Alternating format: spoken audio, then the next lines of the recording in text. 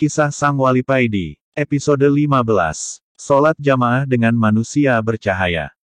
Setelah cerita soal Gus Dur, Wali Paidi ngeloyor pergi. Dia berjalan terus tanpa memperdulikan arah dan tujuan, berjalan terus sambil menikmati rokoknya.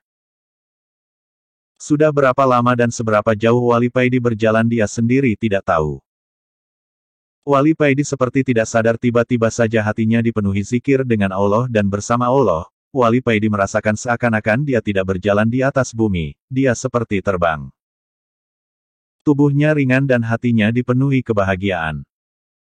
Wali Paidi baru tersadar ketika azan subuh berkumandang, dan dilihatnya di depan ada sebuah masjid yang semuanya terbuat dari bambu. Wali Paidi berhenti sebentar, dilihatnya di dalam masjid sudah banyak sekali orang. Ada yang pakai jubah, pakai serban, ada juga yang pakai sarung dan berkopiah, ada juga yang memakai celana tepe tetap juga pakai kopiah. Yang membuat Wali Paidi kagum adalah di dalam dan di luar masjid itu tidak ada lampu sama sekali, tapi masjid dan areal sekitarnya tampak terang benderang. Tampak cahaya keluar dari para orang dua yang berada di dalam masjid, cahaya mereka inilah yang menerangi seluruh masjid. Tanpa sadar Wali Paidi memandangi tangannya, apa dia ikut juga bercahaya? Wali Paidi kaget ternyata tangannya juga mengeluarkan cahaya. Wali Paidi meneruskan pandangannya. Dan ternyata kakinya dan seluruh badannya juga bercahaya. Setelah sadar bahwa dirinya juga bercahaya, Wali Paidi mulai berani memasuki masjid dan ikut sholat berjamaah. Wali Paidi sholat di barisan paling belakang karena hanya di barisan ini ada tempat yang kosong sedang tempat yang lain sudah penuh. Wali Paidi melihat di sela tubuh para jamaah yang bercahaya seorang imam yang cahayanya sangat terang, sehingga Wali Paidi tidak bisa melihat wajahnya, tubuhnya dikelilingi cahaya yang sangat terang. Wali Paidi baru sekali ini merasakan sholat yang begitu indah dan sangat syahdu. Suara imam yang begitu merdu, dan Wali Paidi seakan-akan diajak berjalan mengelilingi rahasia-rahasia ayat Allah yang dibaca oleh sang imam sholat. Setelah mengucapkan salam dan selesai sholat, Wali Paidi baru tersadar ternyata di sampingnya ini ada orang yang sangat dikenalnya, Mbah Parmin namanya. Seorang kusir bendi di kampungnya, ternyata Mbah Parmin ini tubuhnya juga bercahaya, sebelum Wali Paidi hilang dari rasa kagetnya. Mbah Parmin sudah berkata kepadanya, "Paidi, tolong kalau nanti di rumah jangan bilang siapa-siapa tentang masalah ini." "Baik Mbah," jawab Wali Paidi meneruskan zikirnya. Sehabis zikir baru Wali Paidi mulai ngobrol lagi dengan Mbah Parmin. "Mbah, siapa yang ngimami sholat subuh ini?" tanya Wali Paidi. "Beliau baginda Nabi Muhammad," jawab Mbah Parmin. "Dan di barisan depan itu adalah wali-wali kut, dan di barisan berikutnya wali-wali yang derajatnya di bawah wali kut. Mereka berbaris sesuai tingkatannya, baik yang sudah meninggal maupun yang masih hidup, semuanya hadir di sini."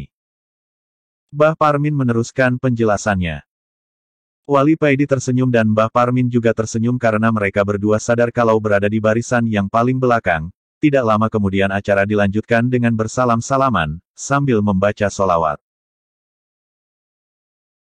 Wali Paidi bertemu guru mursyidnya dan wali-wali yang selama ini cuma mendengar tentang ceritanya saja. Wali Paidi begitu bahagia karena bisa bersalaman dengan para wali-wali yang selama ini sangat dicintainya dan dihormatinya. Setelah acara bersalaman selesai,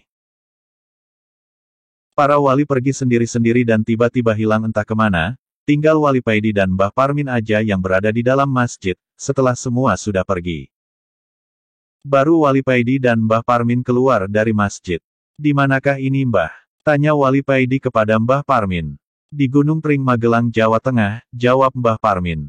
Wali Paidi menoleh ke belakang, ternyata masjid itu sudah hilang. "Udah aku pergi dulu ya."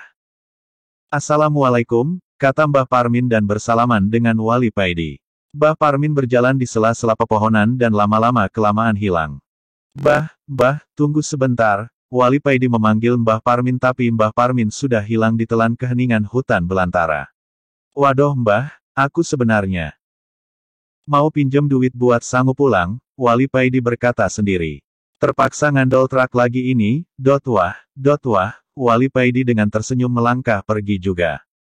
"Selama ada rokok dan kopi gak masalah, syukur alhamdulillah," ucap Wali Paidi dengan mengeluarkan rokok dari selipan kopiahnya lalu menyalakannya, dan meneruskan perjalanannya.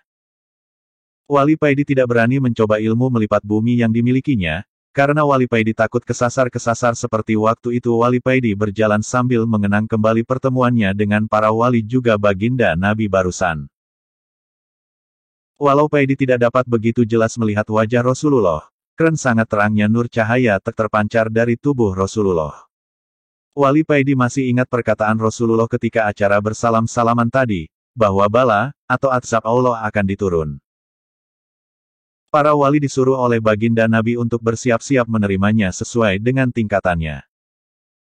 Ketika bala, atau azab turun yang menanggung pertama kali adalah para wali-wali Allah sesuai dengan tingkatannya, semakin tinggi derajatnya semakin besar pula azab yang ditanggungnya.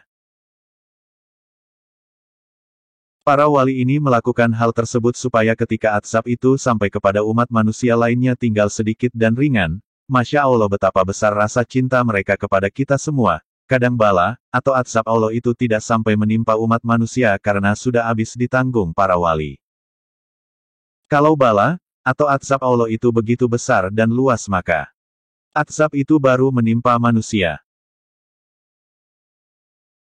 Dan bala, atau azab yang paling ringan yang diterima oleh umat manusia adalah, ndasnya lu gak ngerti sebabe, kepala pusing tidak tahu penyebabnya disertai dengan perasaan sedih dan galau yang tidak tahu penyebabnya juga, tanpa terasa Wali Paidi sudah sampai di jalan raya dan dilihatnya ada sebuah truk yang melintas. Wali Paidi menyetop dan minta nunutan. Bersambung episode 16.